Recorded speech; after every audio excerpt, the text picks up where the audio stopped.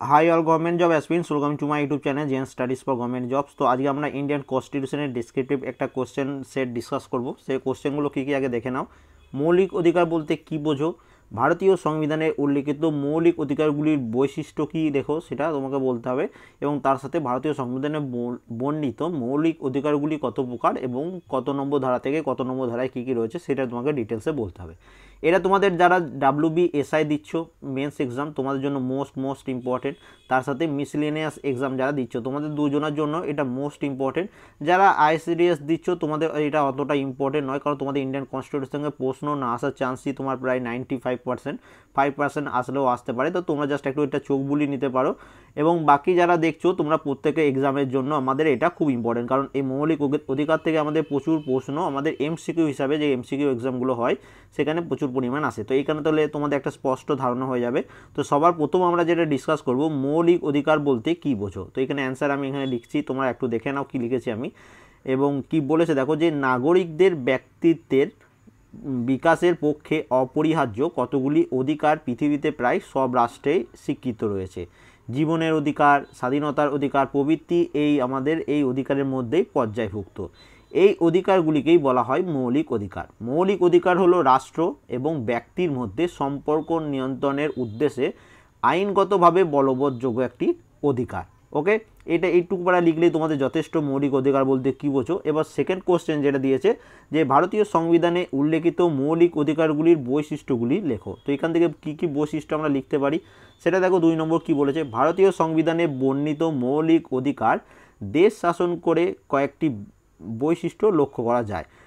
এইগুলো হচ্ছে কি কি। 1 নম্বর হচ্ছে যে স্বাভাবিক সময়ে মৌলিক অধিকার ক্ষুণ্ণ হলে তার প্রতিকারের জন্য নাগরিক আদালতে শরণাপন্ন হতে পারে। সেকেন্ড হচ্ছে কি, মৌলিক অধিকারগুলি অবাধ বা নিরঙ্কুশ নয়। থার্ড হচ্ছে কি, যে মৌলিক অধিকারগুলির উপর বাধা নিষেধ আরোপ করা যে ক্ষমতা রাষ্ট্রের উপর অর্পিত রয়েছে তা বিশেষ ব্যাপক ও সুদূর প্রসারী। ওকে, এইটুকু ডিটেলস লিখলেই তোমার হবে। থার্ড কোশ্চেন যেটা সবথেকে মোস্ট ইম্পর্টেন্ট, এখান থেকে তোমার প্রশ্ন আসার চান্স বেশি। থার্ড কোশ্চেনটা দেখো কি বলেছে, ভারতীয় সংবিধানে বর্ণিত মৌলিক অধিকারগুলি কত প্রকার এবং এই কত নম্বর ধারা থেকে কত নম্বর ধারায় রয়েছে। তো সেটা আমি 3rd নম্বর কোশ্চেন, এখানে এটাই সবথেকে ইম্পর্টেন্ট তোমাদের পরীক্ষার জন্য। তো মনে রাখবে, ভারতীয় সংবিধানের 3য় পরিচ্ছেদ বা পার্ট 3 যেটাকে বলা রয়েছে, সেখানে মৌলিক অধিকারগুলি বলা রয়েছে ভারতীয় সংবিধানের পার্ট 3-তে।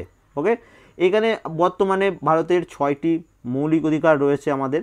কি কি, সবার প্রথম দেখো, সবার প্রথম মৌলিক অধিকারগুলো আর্টিকেল 12 থেকে আর্টিকেল 35 পর্যন্ত, এটা মনে রাখবে। কিন্তু যে মৌলিক অধিকার 6টি রয়েছে, সবার প্রথম যেটা রয়েছে সাম্যের অধিকার, এটা মনে রাখবে আর্টিকেল 14 থেকে আর্টিকেল 18 মধ্যে পড়ছে। 2 নম্বর হচ্ছে স্বাধীনতার অধিকার, এটা 19 নম্বর ধারা থেকে 22 নম্বর ধারার মধ্যে পড়ছে। শোষণের বিরুদ্ধে অধিকার, এটা তোমার 23 নম্বর ধারা থেকে 24 নম্বর ধারার মধ্যে পড়ছে। ধর্মীয় স্বাধীনতার অধিকার, এটা 25 নম্বর ধারা থেকে 28 নম্বর ধারার মধ্যে পড়ছে। সংস্কৃতি ও শিক্ষা বিষয়ক অধিকার, এটা তোমার 29 নম্বর ধারা থেকে 30 নম্বর ধারার মধ্যে পড়ছে, এবং মনে রাখবে 31 নম্বর ধারায় এটা রদ হয়ে রয়েছে। এবং তারপরে দেখো শাসনতান্ত্রিক প্রতিবিধানের অধিকার, এটা আর্টিকেল 32 থেকে আর্টিকেল 35-এর মধ্যে রয়েছে। এবং সবাই লাস্টে এইটুকু লিখে দেবে যে ভারতীয় সংবিধানের মৌলিক অধিকারসমূহ ধারা 12 থেকে, মানে আর্টিকেল 12 থেকে ধারা 35-এর মধ্যে বর্ণিত রয়েছে। তাহলে এইটুকু করলেই তোমাদের এই অ্যান্সারটা হয়ে যাবে। তো দেখো, এটা একটা কোশ্চেনের নতুন আরেকটা সেট দিলাম। যদি WBSI এবং তোমরা যারা মিসলিনিয়াস দিচ্ছ তোমাদের জন্য, যারা তোমরা ICDS দেবে, তোমরা জাস্ট রিডিং পড়ে নিতে পারো এটা। ওকে, মুখস্থ করার অত দরকার নেই, কারণ তোমাদের এখান থেকে না আসার চান্সই বেশি। তবুও যদি মনে হয় অবশ্যই পড়ে নেবে, এটা কাজে লাগবে তোমাদের। ওকে, তো ভিডিওটা ভালো লাগলে একটা লাইক করে দাও, চ্যানেলে নতুন হয়ে থাকলে সাবস্ক্রাইব করে নেবে, এবং এটার PDF ডাউনলোড করতে গেলে আমাদের টেলিগ্রাম চ্যানেল জয়েন করে নাও। ভিডিও ডেসক্রিপশনে আমি লিঙ্ক দিয়ে রাখবো, সেখান থেকে জয়েন করে নেবে। And thank you for watching.